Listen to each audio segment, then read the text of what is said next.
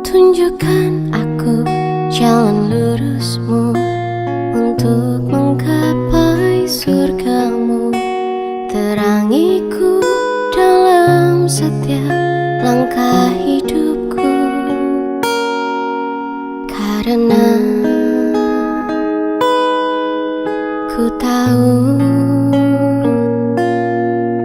hanya Kau Tuhanku.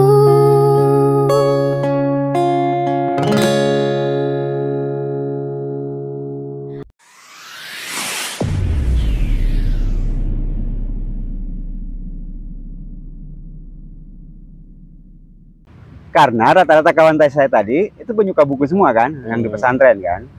Hampir nggak ada yang nggak suka buku. Orang yang goblok sekalipun ya suka buku gitu. Orang Yang di pesantren bawah, itu? yang di pesantren. Jadi itu yang habitus itu mungkin ya. Ya, habitus. Nah, jadi mereka memang suka buku. Jadi saya datang ke sini, kenapa kawan-kawan? Sangka saya mereka ini udah selesai. Jadi sebenarnya terpacu juga, termotivasi. Pikir saya kan kawan-kawan udah selesai semua baca buku. Mereka ini orang-orang hebat lah ya. Karena mereka kosong ruang jam mata kuliah itu, mereka nggak masuk ke perpustakaan, nongkrong di bawah pohon. Oh, pikir saya ini pasti orang-orang hebat ini. Mereka nggak perlu lagi buku kan. Maka yang memotivasi saya karena mereka ini udah selesai, saya harus lebih giat baca buku. Makanya saya itu akhirnya datang dari pagi, karena saya kuliah waktu itu siang bahasa Arab ya. Udah datang dari pagi sampai siang di perpustakaan. Jadi kalau udah azan baru saya keluar. Tapi ternyata di kelas ternyata mereka nggak baca buku. Ya akhirnya nggak nyambung kan. Jadi saya nyaris tidak punya teman di sini yang suka baca buku. Baru kemudian semester berikutnya saya ketemu Aceng Nurdin, saya ketemu Fatah Yasin. Tapi mereka kan syariah. Oh ya. Saya jarang ketemu kalau pagi. Fatah Yasinnya sudah di? Itu satu angkatan kan. Oke. Barulah beberapa ketemu. Itulah yang kawan-kawan yang diri NLD kan. Fatah Yasin itu yang mendirikan. Aceng Nurdin. Itu Aceng Nurdin itu MM. Ada Tony juga itu maknya Yasin dulu. Barulah ketemu. Tapi karena saya nggak puas, saya ke Bandar Lampung. Tahun 99 saya ketemulah sama Miftahuddin sama Daman Huri. Oh ya, Daman Huri. Nah 99 itu udah mulai saya minta dikritik tulisan sama Daman Huri. Kayak Mas Dharma mungkin ke saya lah dulu ya. Karena tulisan Daman Huri itu dari dulu saya suka, enak gitu. Maka disaranilah baca Pram. Suruh baca sastra. Ya, iya. Biar halus. Ya Daman lah itu yang pertama nyuruh, dikasihlah saya jurnal UKI. Dosen di Yayan? Nggak ada. Nggak ada ya? Nggak ada. Dulu dosen juga masih dikit ya? Iya. Nah, saya dulu yang ingat itu, kan kami dulu nggak bisa nempel tulisan di mading ya. Kan dulu banyak papan pengumuman tuh. Akhirnya kami buat mading sendiri. Yang pertama kali mengapresiasi tulisan saya tuh ya, kritik terhadap kampus, Pak Mahrus. Pak Mahrus Asad? Pak Mahrus Asad. Bagus memang orang itu. Jadi Pak Mahrus Asad. Bacanya banyak ya? Jadi kan seneng juga kan, umpamanya, oh itu teruskan gitu, hanya ngomong kayak gitu aja, senang. Nah yang pertama kali mengapresiasi tulisan saya tuh Pak Mahrus. Nah kalau nanya nulis di media, saya nggak tahu ya, siapa dosen-dosen. Pak Mukhtar kan nulis juga dulu.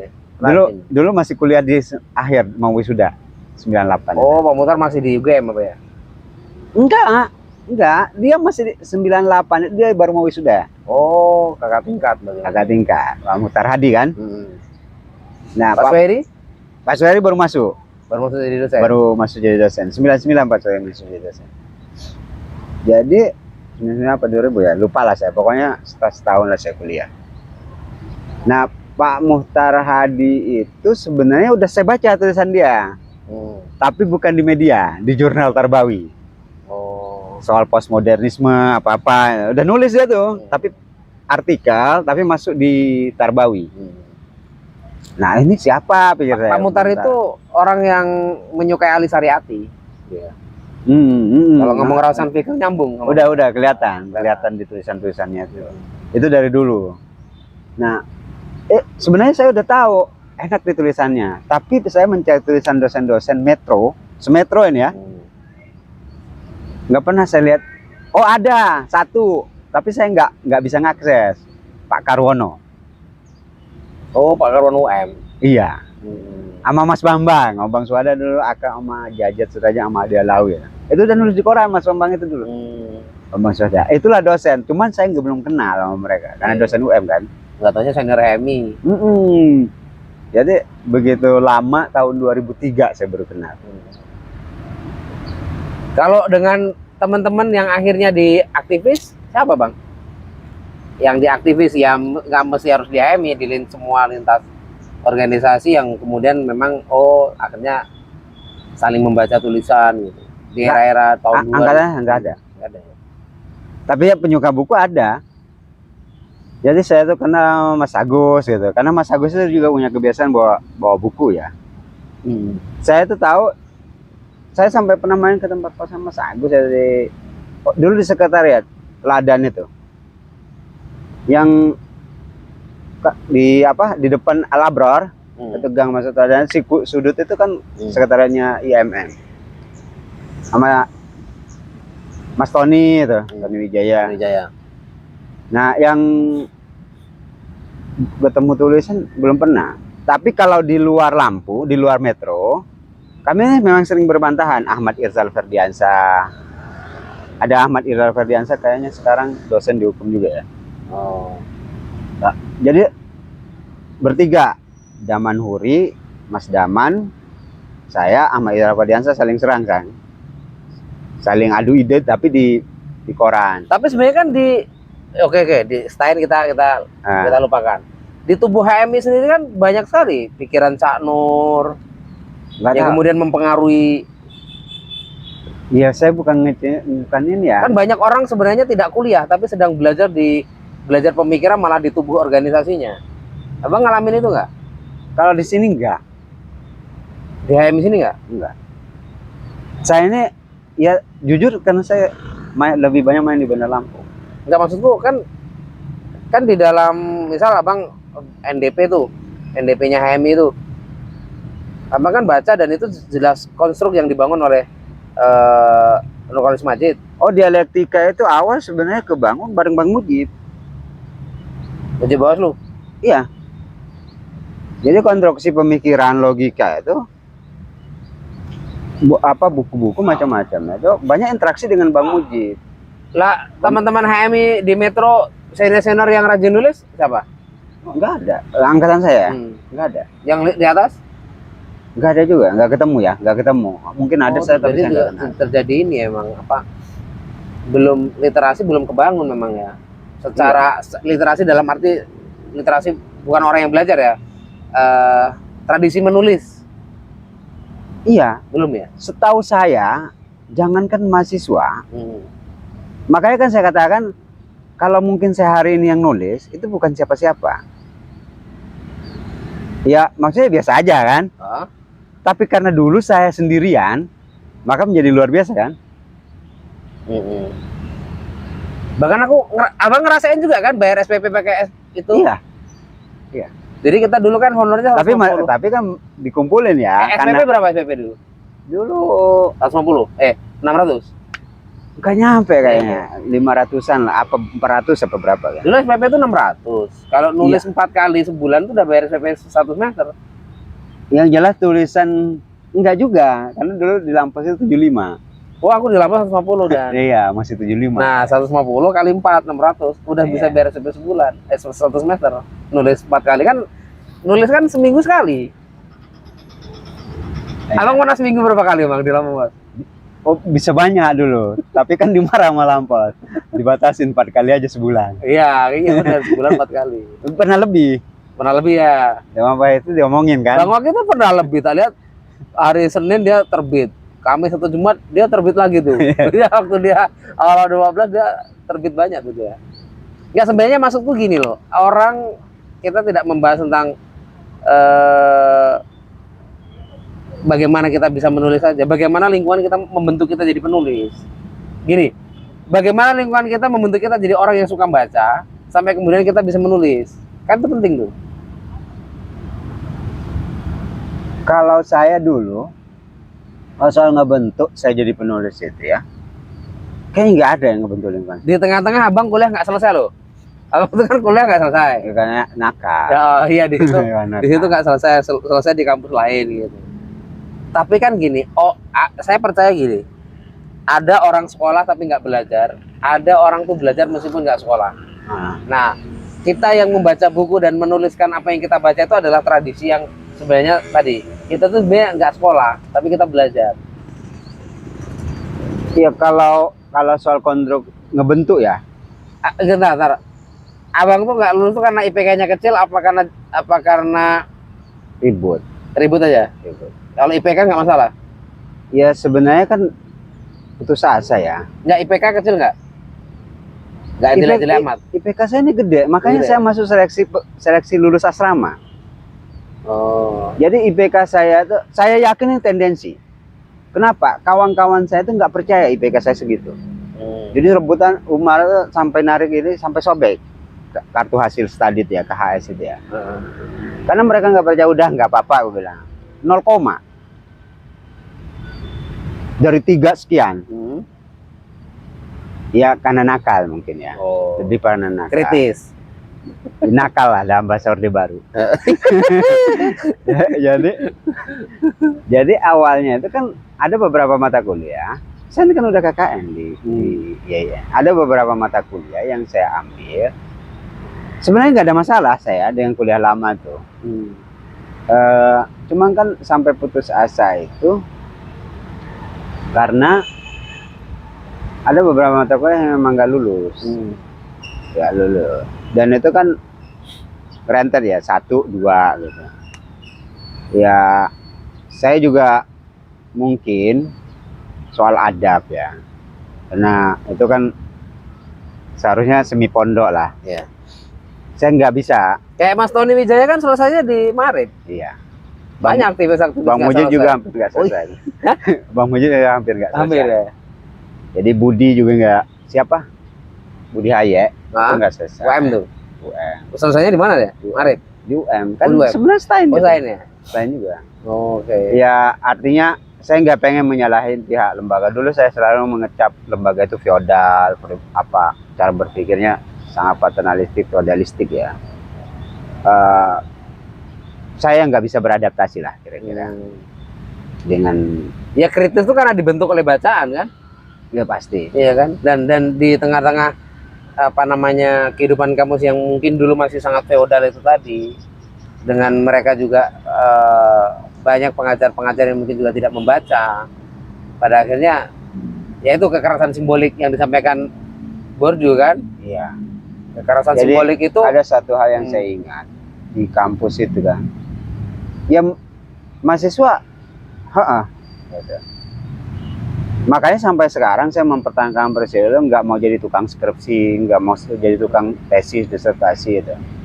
Karena pertama tahu saya yang saya tentang di semester 3 itu waktu pelajaran usul fikih itu kan ganti buku. Ya saya nggak bukan kemudian apa ya, karena ngejeplak dulu hampir nggak bisa lah. Karena paling nggak dia nyalin buku kalau dia memang buat tugas. Jadi tugas mandiri itu nggak usah buat. Belum ada internet. Belum, masih pakai mesin tik kan. Jangan kan internet, komputer jarang kan. Saya tuh minjam mesin tik ke tempatnya Umar.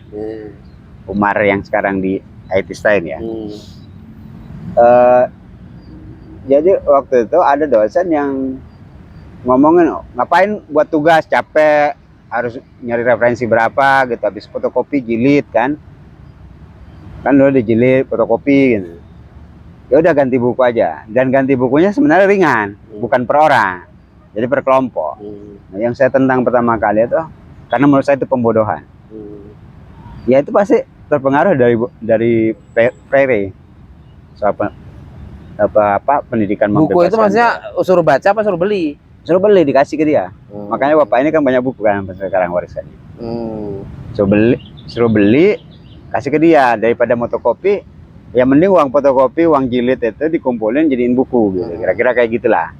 Nah saya nolak itu. Nah karena saya ini memang di kelas itu kadang-kadang ya itu brutal, maksain kawan-kawan tuh ikut. Nah, ada loh dosen daripada dia makalah dibohongin, kemudian ada juga tuh yang dia ngeresensi 250 halaman. Ada tuh mahasiswa curhat ke saya tuh. Ngeresensi? Pak, saya disuruh ngeresensi buku 250 halaman. Mau kalian? Ya mau, Pak. Nah, itu kekerasan simbolik loh itu. Nih, abang sebagai mahasiswa, tolong, ini ada buku 250 halaman. Kamu resensi. Jangan-jangan saya curiga lagi, ini buku silakan beli. Terus diresensi. Kan kurang kerjaan tuh. Tapi ada beberapa hal soal pemaksaan itu saya setuju. Dulu kayak gitu. Enggak, dulu Tapi kalau 250 halaman ini berat Bang. ya 250 halaman nggak masuk akal. Iya. Kecuali dia kasih waktu setahun. Tapi memaksa orang untuk membaca buku dan meresensi, menurut saya pada satu sisi Ya bagus. Kalau dia benar resensi, tapi ditargetin waktunya yang lebih logis lah ya. Karena kadang-kadang di kelas menulis yang pernah kita rintis itu nggak dipaksa juga nggak mau. Jadi ya kalau mau ikut kelas saya ikut aturan. Tidak semua ya paksaan itu juga pembodohan ya. Ada yang memang pencerdasan. Ya kalau memang itu bermanfaat buat dia ya. Dan itu jalan satu-satunya. Dalam tanda kutip ya pemaksaan itu. Pemaksaan yang saya maksudnya ya kalau mau ikut kelas saya aturannya begini. Itu kan dipaksa itu. Dipaksa ya kamu harus nulis setiap hari. Gitu. Nah itu kan akan bermanfaat dia, bukan bermanfaat buat saya dong. Karena nggak bayar juga enggak kan. Nah kalau dalam kasus saya ini kan seharusnya kan mahasiswa menurut saya ya udah dilatih aja buat tugas. Kalau mereka punya pengendala ya kasih arahan, kasih pencerahan, kasih petunjuknya kayak mana buat tugas mandiri itu. Jangan kalau umpamanya dibiarkan membuat tugasnya diganti buku yang kapan mereka belajar. Nah itu yang saya sebut dengan pembodohan kan. Kalau seandainya dosen tadi ini logis aja memaksa mahasiswa harus baca buku 100 halaman selesai selama sebulan, menurut saya masih masuk akal sih. Ada nggak dulu tradisi denda buku Di perpustakaan? Nah, Ada. misal dulu saya mau lulus sumbang buku, ada nggak Mas? Dari kapan tuh? Dari dulu. Oh, dari dulu ya. Dulu. Bahkan uang kan. Kalau uang nggak? Kalau denda buku itu kalau lulus nyumbang buku, kalau denda kan pakai uang. Jadi denda ngilangin buku. bukan keterlambatan. Oh, Sekarang nggak ada. nggak tahu ya. Jadi kita Mungkin ada mungkin. kita minjam buku seminggu ya karena sering kena lupa kan. Karena yang paling sering minjam buku itu saya lah mungkin di perpustakaan. Jadi Ya tapi sebenarnya itu komitmen juga sih menurut saya. Asal dendanya nggak tinggi-tinggi. enggak sih, paling 100 perak apa berapa lah, 1000 apa ya. Enggak tinggi. Enggak, saya malah senangnya bagaimana kemudian kampus menghadirkan buku-buku bermutu. Nah, sekarang kita naik, Bang. Abang tuh kan ya senang tuh lihat kajian-kajian Salihara, ya kan? Atau kemudian diskusi-diskusi di sekolah basis, ya kan? Di buku Kompas, ya kan? Itu sebenarnya kenal-kenal pemikiran filsafat yang di situ kan nggak mungkin dari sini. Enggak. Dari kapan itu? Nah, itulah pengaruh Cak Nur ya. Oh, malah Canur ya. Jadi saya sebenarnya kan pertama sebelum saya masuk HMI itu saya bersentuhan pemikiran dengan pemikiran Cak Nur. Ya sebenarnya Cak Nur ini biasa aja sih dalam pandangan saya awalnya. Saya waktu itu 96 apa 97 ya ke Jogja. Ada kongres HMI 97. Ada kongres HMI waktu naiknya Anas Urbaningrum. Saya baca Bernas, saya baca harian Kedaulatan Rakyat.